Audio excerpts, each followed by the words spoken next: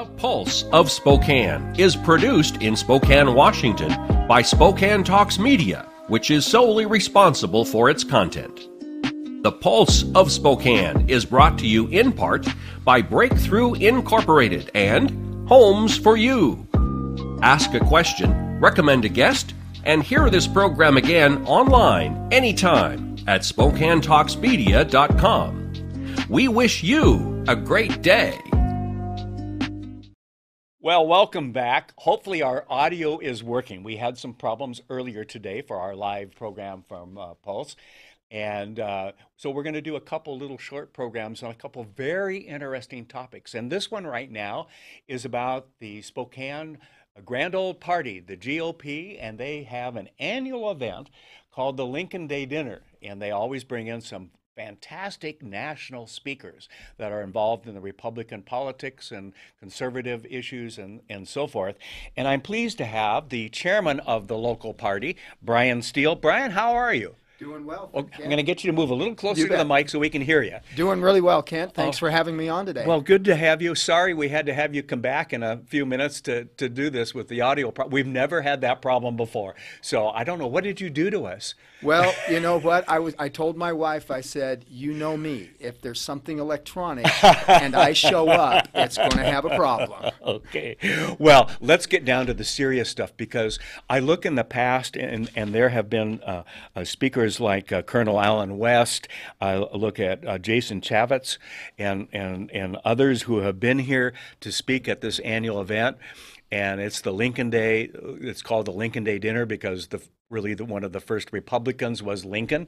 And so what is happening? You're going to announce right now who the speaker is, the entertainer is going to be for this year. So, Brian, it's not about you. It's not about me.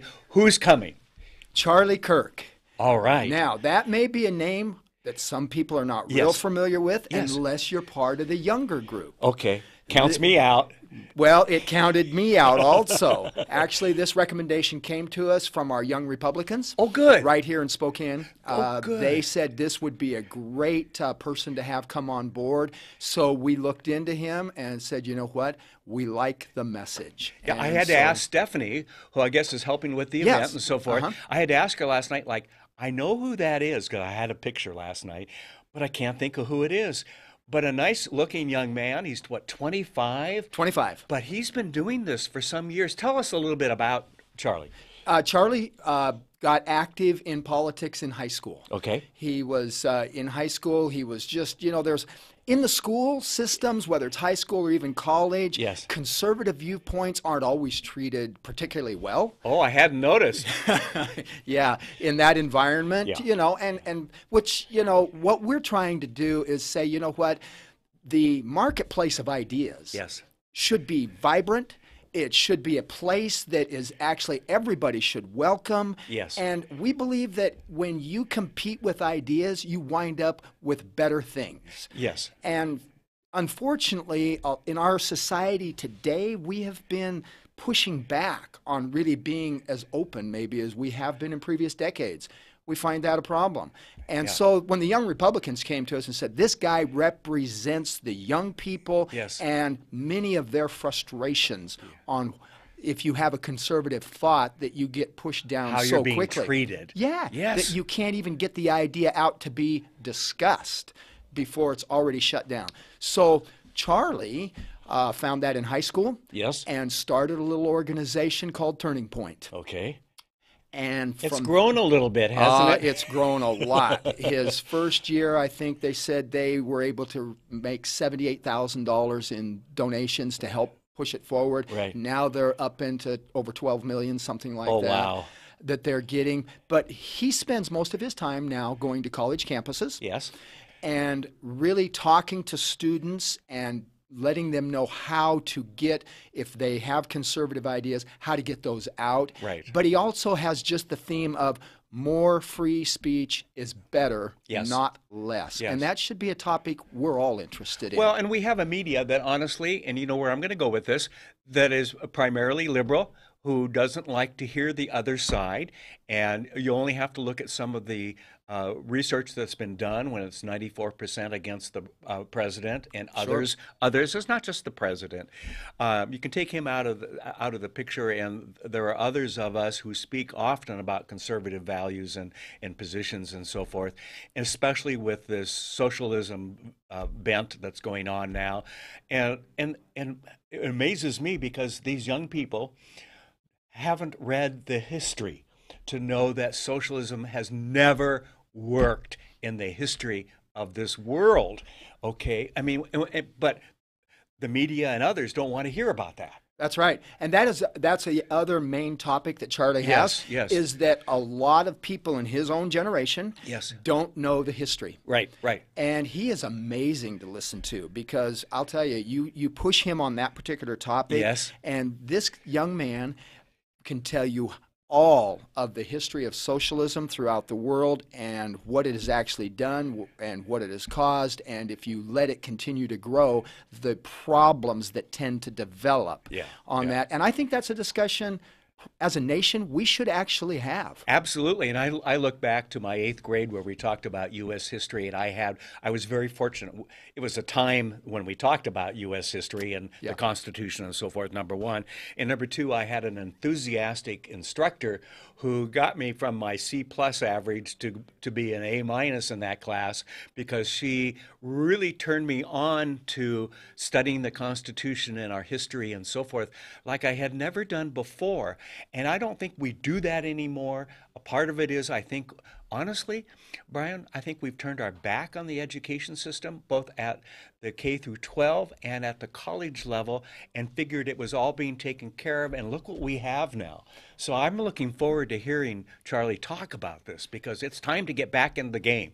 It is. And I've actually been talking about this for a number of years, that even from our own party, we have kind of not gone into that battlefield, if you want to talk about that way. We've kind of just let it happen. Yes. And I think we're reaping results that we're really not happy with. Right. And so, yeah, we're excited this year to have that be our focus, that we want to get on this, we want to be more involved and maybe do some good. Okay, so now how can people sign up for this? Because it's on Saturday, April 13th. Yes. Thank goodness it's not Friday the 13th.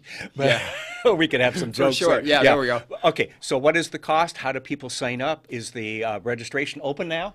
It will be open today after this event. We wanted to wait until we could make a public announcement. Okay. We're grateful to you allowing us to do it here. No, always pleased. And so our website, Spokane GOP, is where they can go. Pretty simple. Yep, just Spokane GOP, go to the website, and they will be able to start signing up, purchasing tickets, donating if they want.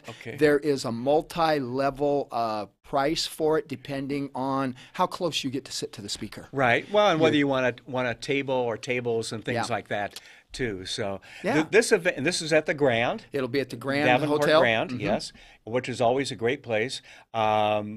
I think the last couple of years it's been pretty darn full, hasn't it? We have had 3 years ago, we had like almost 700 people. Wow. Last year it was like between 400 and 500. We're expecting between 500 and 600 this year is what we're planning for. That's a good turnout. It's a great turnout. It will be a fun event, and we're actually entitling it this year Celebrating Freedom.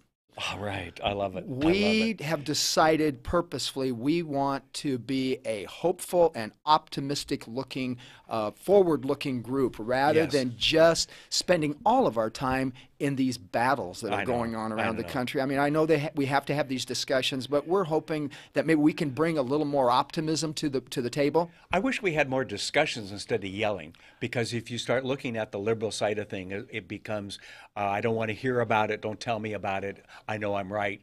And honestly, you and I know they're often wrong.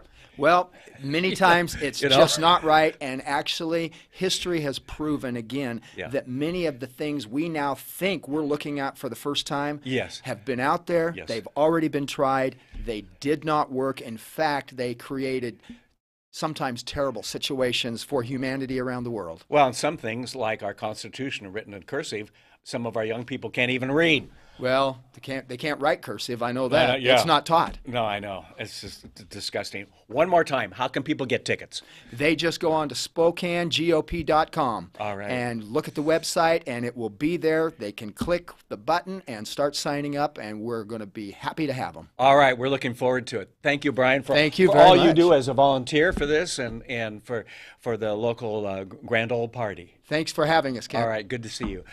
Thank you for watching. Go sign up now, okay? We'll see you there. Take care. The Pulse of Spokane is produced in Spokane, Washington by Spokane Talks Media, which is solely responsible for its content. The Pulse of Spokane is brought to you in part by Breakthrough Incorporated and Homes for You.